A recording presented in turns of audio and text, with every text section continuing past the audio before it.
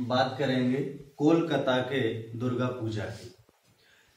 वैसे आप सभी लोग जानते हैं कि जो कोलकाता की दुर्गा पूजा है वो पूरे भारत में विशेष प्रसिद्ध है और अनेक राष्ट्रों में भी, जैसे बांग्लादेश, म्यांमार, इंडोनेशिया, अर्थात कोलकाता के आसपास की कंट्रियों में भी कोलकाता की दुर्गा पूजा का विशेष महत्व है। और इसी को देखते हुए संपूर्ण भारत में भी दुर्गा पूजा का प्रचलन और प्रारंभ हो गया है। हम इसको पढ़ रहे हैं इसीलिए क्योंकि आने वाले एग्जामों में इससे संबंधित क्वेश्चंस पूछा जा सकता है। क्यों पूछा जा सकता है? क्योंकि यूनेस्को, जो कि संयुक्त राष्ट्र की एक विशेषज्ञ संस्था है, जिसका फुल फॉर्म होता है United Nation Educational, Scientific, Cultural Organization, इस संस्था ने कोलकाता की दुर्गा पूजा को मानवता की अमूर्त सांस्कृतिक विरासत की जो प्रतिनिधि सूची है उसमें शामिल किया है।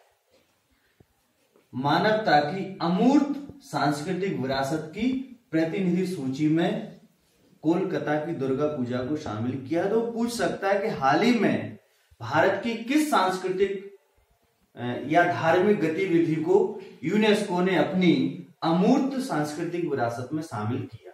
तो हम आंसर बता देंगे, कोलकाता की Durga Puja.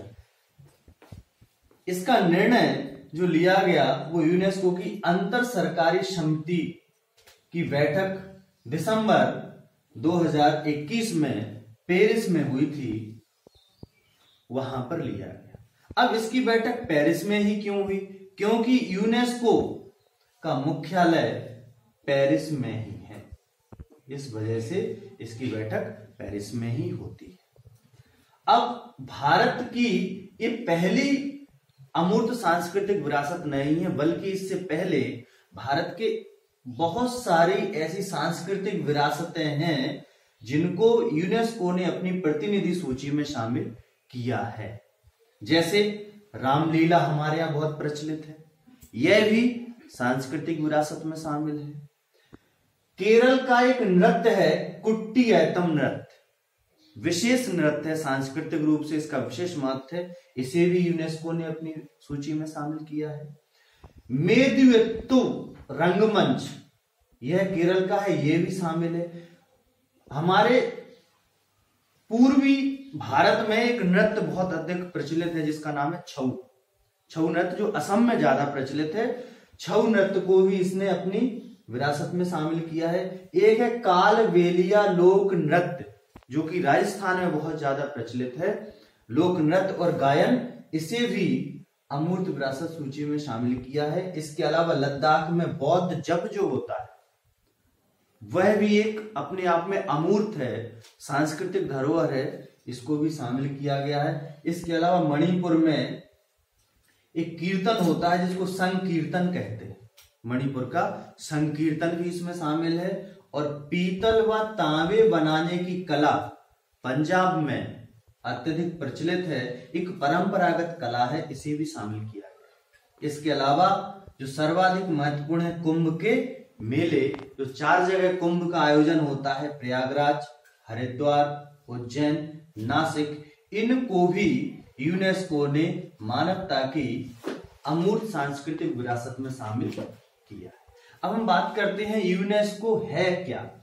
UNESCO United nation की एक विशेषज्ञ संस्था है।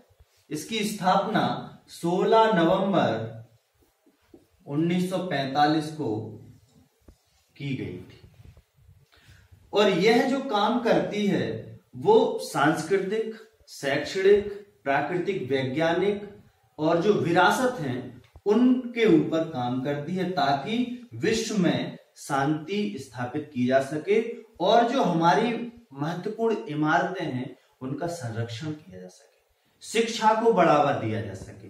यह यूनेस्को कार्य करती है। वर्तमान में अगर हम यूनेस्को के सदस्यों की बात करेंगे तो यूनेस्को के वर्तमान में सदस्यों की संख्या 193 है और इसकी जो प्रमुख हैं, वर्तमान में इसके प्रमुख हैं, उनका नाम है आंद्रे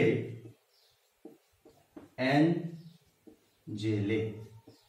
आंद्रे एंजेले इसके प्रमुख हैं। इसका मुख्यालय हमने बताया पेरिस में।